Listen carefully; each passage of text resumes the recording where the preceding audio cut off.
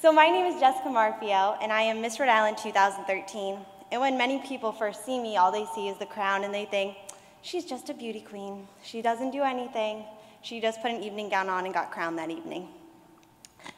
I'm going to take you back to the night of the pageant, because even though I was running with my platform, my scholarship ambitions, and I was going as Jessica Marfeo, cancer came up right before the crowning moment.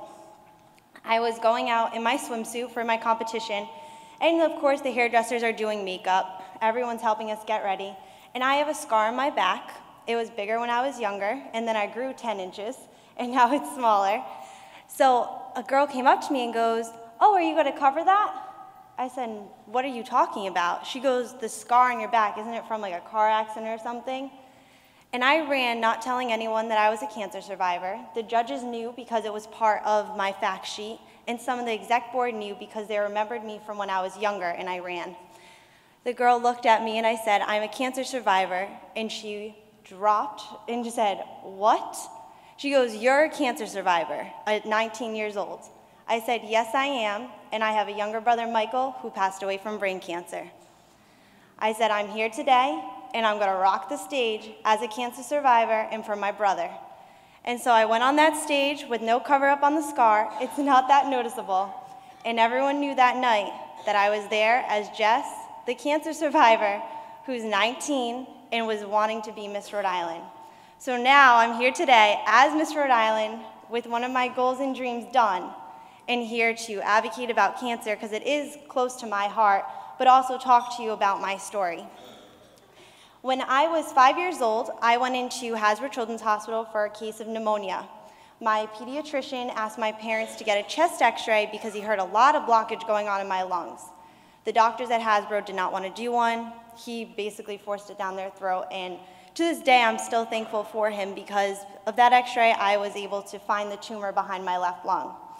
They did a needle biopsy, and at first they said, "We're pretty sure it's benign. You just experienced it with your son a year before. Why would a second child get it this close together?" Did the biopsy, it came back 100% cancer.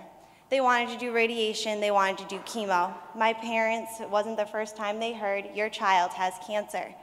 They went back and said, "We're not doing any of it. Jess doesn't want to. She wants to just do the surgery," because I was afraid I was going to lose my hair.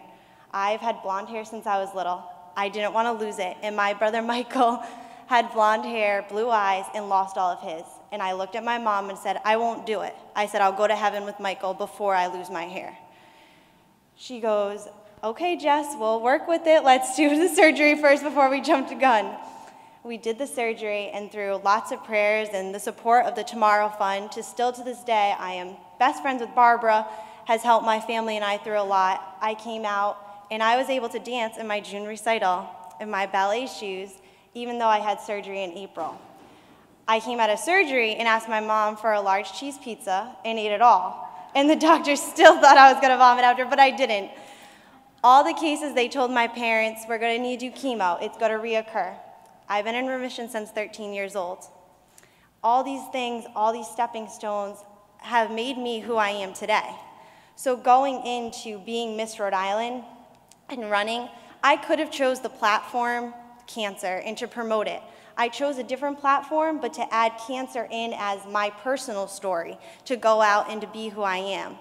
And as soon as I won Miss Rhode Island, many news stories went, "The cancer survivor who won Miss Rhode Island. The cancer survivor." Okay, there's other aspects to who I am, guys. Let's look at that. And yes, I'm glad we're promoting it and we're getting the word out there, but instead of focusing on what we can do to promote cancer, they're focusing on, "She's a cancer survivor." Well, what am I doing to act this? So now I've been working with the Tomorrow Fund. I'm a camp counselor for Camp Dottie in the summertime. I'm a volunteer on the oncology unit at Hasbro Children's Hospital. And every Sunday morning, I'm covered in glitter and glue and things that probably shouldn't be covered in the playroom at Hasbro and just playing with the kids. When I came out of all of this, my younger brother Michael, as I said, he was diagnosed with brain cancer a year before I was, and he passed away in the same year at the age of 2 years old. So I went in knowing that I had the perseverance and the courage and to speak my mind. And all my life, my parents have told me those three things. always keep that courage and to speak your mind. Sometimes a little too much, because I'm Italian, so I get a little snippy sometimes, but regardless of that, I went into knowing I had to be myself. And at my crowning moment, there's pictures all over the Facebook, and you can follow me, Twitter and Instagram, at Miss Rhode Island 2013. And I'm thanking God and my brother and all the cancer survivors out there and everyone who's worked so hard, because there was a lot of people that doubted me. There was favorites. I was running against older girls, but no one knew I was a cancer survivor until that girl said something for that little fact of a scar on my back. So it's always been a part of me. I continue to go advocate about cancer. I was so thankful to come talk this afternoon to all of you about it and to share my story, because many people go, she's a girl in the tiara. She didn't do too much. Well, I can tell you, I've done a lot in my 19 years, and I'm not stopping now. I'm going to go to Miss America, and we're still going to share the story. I'm going to advocate for my platform, which is BFF, Be Friends First, and it's an educational program for students K through 12 that talks about peer pressuring, bullying, and other social aspects. And I'm proud to say that at 19, I have that instilled in 7 schools. So all those little things I'm doing have made me who I am, and cancer has made me, Jessica Marfeo, as a strong, independent woman who's going out there and advocating for a cause that I am passionate about, and the Tomorrow Fund has backed me the entire way. So I thank you all for helping me be here today, and for all of your support and love, and of course for having me here, for Kelly and Katie, because they invited me after reading my story in the Projo. And I thank you all so much.